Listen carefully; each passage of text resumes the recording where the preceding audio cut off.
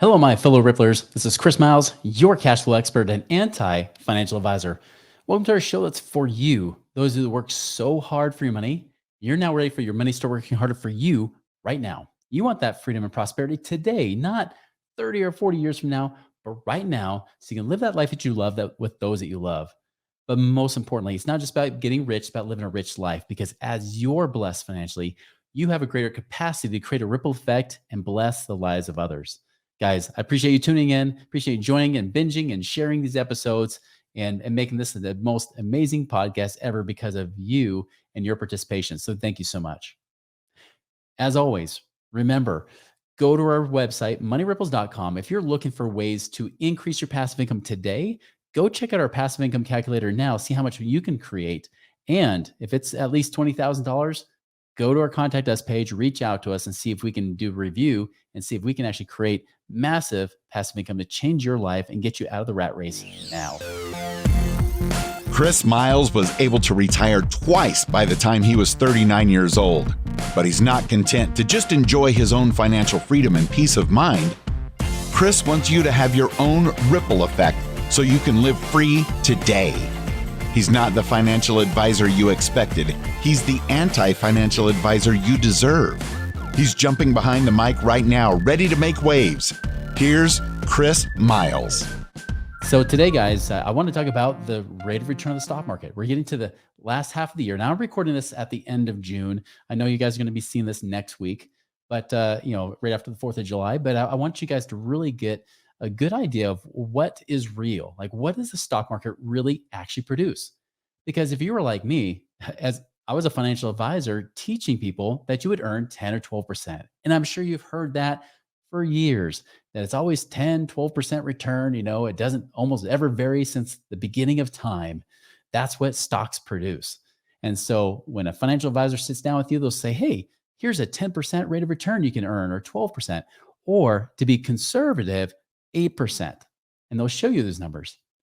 And so you literally guess that your whole life is going to be taken care of because of this reason. But guys, understand that, I come from a family where they did everything right. My father was the ultimate penny pincher, saver. Dave Ramsey and him would have been best friends, right? Even though my dad's old enough to have taught Dave Ramsey a few lessons.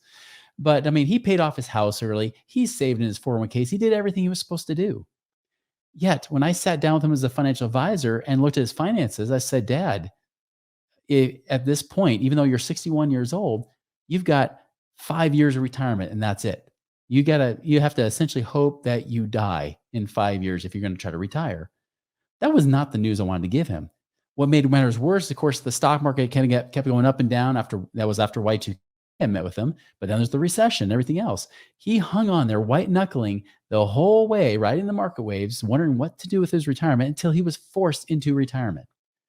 Now, you would think with someone who is that disciplined, if anybody should have seen success, it should have been my dad, but he didn't. And guys, I became the kind of person, I didn't want to be like him. I didn't want to be in that situation. And eventually I had to wake up. And that's why I quit being a financial advisor, because I realized that financial advisors and all their clients are following the same exact path, which is guaranteed failure, guaranteed to not get it. Why? Now, I've talked about this on a show before, but I want to talk about the real return of the stock market.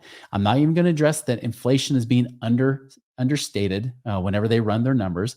I'm not even going to address the taxes, although that's part of it too. I'm just going to address the stock market returns, just that. So I want to show you exactly what that looks like here. All right. So let me go ahead and open this up. Just so you know, that's the picture of me and my dad 28 years ago, right before I started my senior year of high school. Can you believe that? My goodness, look how, that shirt doesn't even fit on me, does it? It can barely even stay on me. But there I was with my dad 28 years ago. Just bright-eyed, looking forward to the future. Now, I want to talk about impact of negative returns because average and actual are not the same. I first learned this as a financial advisor because they said, I remember a trainer came in, he said, guys, I want to ask you a question. If you have $10,000 and you lose 50% in the market, this is right after Y2K when you learned this, so it was fitting. So you lose 50% in the market, how much do you have? And all of our genius mathematical brains said $5,000. He said, that's correct. Now, guys, if you want to get back to 10,000 bucks, what rate of return do you need to make? And we all, with our brilliant mathematical brains, incorrectly said 50%. And he said, wrong. He's like, guys, if you lose 50%, you lose half. You went down to 5,000 bucks. You can't do 50%. You'll get to 7,500 bucks. You won't get back to 10 grand. You got a double, which is 100% return. We're like, oh, yeah, that makes sense. And then he says, guys, now look at this. Let's do the average return on this. If you take the average, he says minus 50 plus 100, gives you 50, divided by 2 years is a 25% average return. So even though you just got back to zero, we're not even factoring in that fees are being taken out. Even if you got back to zero, you made a 0% real rate of return, but your average return was 25%. Believe it or not, there was about 50 of us financial advisors in that room. None of us knew that answer, and all of us had our minds blown. Okay. And this was right about 2004, 2005. So I'd already been trained in this for several years. Many of these guys have been in it for decades, yet did not know this simple little mathematical thing that affects everything that we were teaching as financial advisors. And that's what we realized. We said, wait a minute, if you lose 10%, you actually need 11.1% to break even, because if you're at 10,000 bucks, you lose 10, you're at 9,000. Well, for 9,000 to make an extra 1,000 to make 1/9, that's 11.11111%, right? If you lose 20%, you lose a fifth of it. You need to make a 25% rate of return. So even if you lost 20% in the market and you gain 25% to get back to breaking even, that average, guys, was 2.5% positive return, even though you went back to zero. You lose 25%, you need 33. You lose 33, you need 50%. You lose 50%, as we just mentioned, 100%. You lose 66. So that this correction in the market drops back down to where value should have been, which is about a third of where the height was. Good and closer to about the S&P going down to 1,600 to 2,000. You lose 66%, you need a 200% rate of return to get back to where you were. This is important because average and actual are not the same. Here, let me show you some historicals here. 1999 through 2012, right? I want to show you where it started off with a really good year. 1999 was a strong year in the market. 2012, there was, it was starting to bounce back as well. But we had Y2K and we had the Great Recession in between there. The average over those 14 years, that was 14 calendar years there, is 2.83%. But the actual return was 0.52%. This is why I would hear from so many people back around 2012, 13, 14, 15. So many people would say, hey, I had this IRA. I didn't add any more money to it, unlike the 401k where you can't see it. I had this IRA just sitting there, and it's finally gotten back in 2014 or 2015. It finally got back to breaking even where it was in the year 2000. Guys, it took them 15 years to get to the point where they could say they broke even, because not only were they not getting that full market return, but they were still paying fees on top of that. So again, you don't even get the full market return. 1970, 1979, this is again all based on S&P 500, right? 3.2% average, but the actual was 2.64. Just so you know, the 70s going to the early 80s was kind of similar to what we're experiencing today. 1960 to 69, the 60s, 5.26% average, much better, but the actual was 5.12. Close, but still those couple of negative years threw it off. 1928, from right before the Great Depression until 1942, 15 years, the average was 1.06%, but the average was negative 4.75% over those 15 years. In actuality, the S&P 500 was just shy of 20 points, and it went, and by 1942, so 1928, it was about just shy of 20 points. 1942, just shy of 10 points on the S&P, $10. Guys, that means you lost 50% over that 15-year period of time. Huge. And there was plenty of up years, plenty. That's why it shows an average positive return. But again, you have to have a much higher positive return than the negatives that come out. Otherwise, it doesn't work. I hope you're seeing this. I hope you realize that it just throws it off a little bit. That's a lot. I mean, really, the biggest one, the Great Depression, that was almost a 6% difference. That's a huge difference. Most of these are usually like within 1-2% or so, right? Well, here's the real return of the stock market. This actually needs to be updated because as of the last day of June, the market went down that day. The 30-year average is exactly 7.7%, while the 20-year average dropped down to 6.94% of the actual return, not the average, but the real return. It's not even 8% like people claim. It's not even 10 or 12. It is for the last 30 years, 7.7, or for the last 20 years, just under 7%. Now, does 3% really matter? 10% versus 7%? Let me show you. If you're saving 20,000 per year for 30 years, this would be like max funding your 401k. You did that at 7%, you get 2 million, but you might have been expecting at 10%, 3.6 million. That's a 79% difference, guys. 79%. Now, again, you look at the millions, you might not think much, but remember, financial advising would say you can live on 3%. So if you're expecting a 10% return, you'd say, well, if I save 20,000 per year for 30 years at 10%, that means I'll have roughly about 100,000 a year I can live on, pulling out 3% a year. Wrong. You just got cut back to 60,000 a year. That's what you got cut back to. You went from expecting 100,000 a year down to 60,000 a year, almost just over half of what you were expecting. That means you have to save more just to make up the difference. You'd have to save really 79% more, or about 28,000 a year. Actually, no, more than that, because you got to do almost double. So you're actually looking at closer, 80% of that, you're looking at about 35,000 a year plus you got to save to get that same 3.6 million you thought you'd do. So you're thinking at 20,000 a year, you're fine, not knowing you have to save almost 35, maybe almost 36 million just to hit the same numbers. That's a big deal, guys. Huge deal. That's something that I do not want you to fall prey to. That is not cool. It should never be that way. It should be where you guys get the real returns. Now, the great thing is that when we teach what we teach, doing alternative investments, we talk about that. Alternative investments aren't unknown. There are millions of us doing these very things all the time. And here's the cool part. Just like me, you don't have to be some genius investor. You don't have to be you're really just a passive investor. I don't have any deals that I set up and arrange myself. I have other people I leverage, including even if I buy my own properties, I still leverage other companies like turnkey real estate companies to help me find the properties, help me get the financing on it with the banks and the mortgages and everything else. And then they manage it for me. I don't have to do the property management. I get to just take the checks.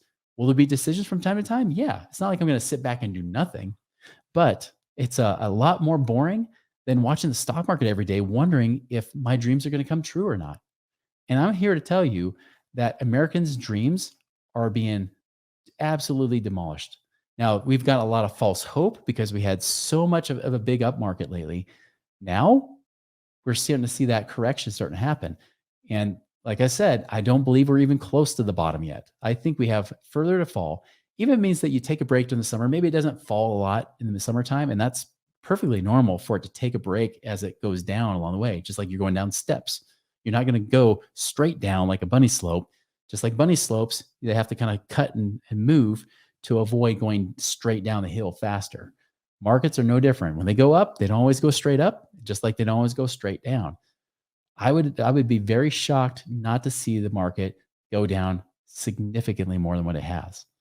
What are you going to do about it? Do you want to ride it out to where your average return becomes less?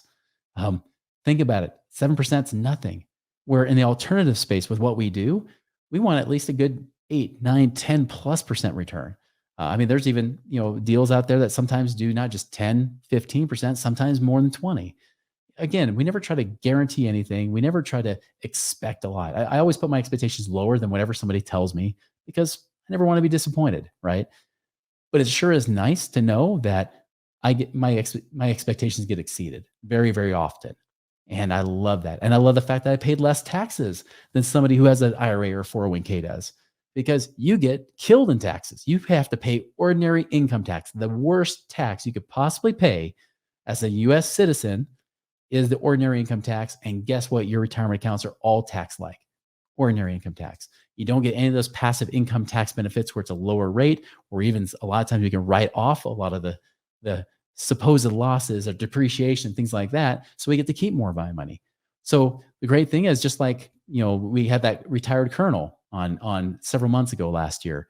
He came back to us. He said, Chris, hey, at the time I recorded that, I was at a couple $100 a month with that $1 million of retirement account that I had.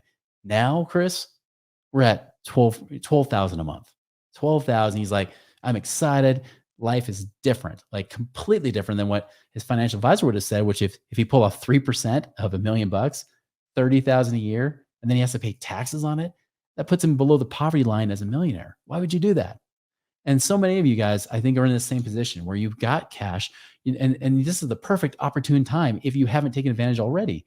This is the time where your properties have appreciated, right? You probably have equity in properties, not just in your own house, but if you have rental properties, you might have too much equity in those. You might have a low, what's called return on equity, where the equity in your properties is not giving you that high of a return. That could be better off used somewhere else. You might have money sitting around in savings, doing nothing, earning point nothing percent and getting taxed on it. You might have money still you might have even done infinite banking like we talk about in the show often. And yet you still know you could do something better with it. You might have money that's been sitting around, in retirement accounts that could be doing better things than what it's doing right now. And especially if you're in the stock market, you're watching it deplete. You're watching all that hard effort and work. Now, you've only seen the last 2 years deplete because that's where we are now. We're right back to 2020, which at that time in 2020, the market was overvalued then. Now we're right back to that point. Now, if you're going to try to hold on and ride the market all the way down, best of luck to you. You might set yourself back like what happened to my dad, 15 plus years. My dad, he got to the point where he couldn't. I mean, he really, health forced him to retire. He couldn't keep working. And I'll tell you, even I talked to him on the phone the other day and, he's just like, wow, like your life is so different than mine. You got to do things that I never got to do during my working years. Again, hardworking guy, had the best intentions, yet he never truly got to experience that freedom. I guarantee you that if he could go back and turn back the clock, he would love to be able to have his money working harder for him in a way that I'm doing right now. But we can't. That's the unfortunate thing for him. The fortunate thing for you is you have right now. So again, if you're at a place where you've got equity in properties, savings accounts, retirement accounts, where there's, and I mean outside of your 401k with your current job, if you're employed at a job, if you got money in a 401k, it's locked up. Sorry, it's trapped. Like it's in prison and it cannot get out till you either quit or retire, or get fired. I don't necessarily recommend that method, but it's trapped. That's the worst place to have your money right now. It's a place where it's trapped and you have no control. Yeah, you feel like you have control because you get to pick your little funds. It's like telling your kids, like, hey, what vacation you want to go on? But in reality, you're going to pick whatever vacation you want, right? That's what it's like having a 401k. You're like a little kid. Like they're treating you like you're a little kid that cannot be trusted with your money. Get your money out of prison. Get it working for you today. If you want to know how to do that, contact us. Reach out to us on moneyripples.com. Guys, make it a wonderful and prosperous week. And I hope that you do take action now so you make it a prosperous life and not repeat the mistakes that many of our predecessors have made. I wish the best for you guys. Make it a great day. Visit us online at moneyripples.com for more resources to help you fix money leaks and get your money working harder for you now.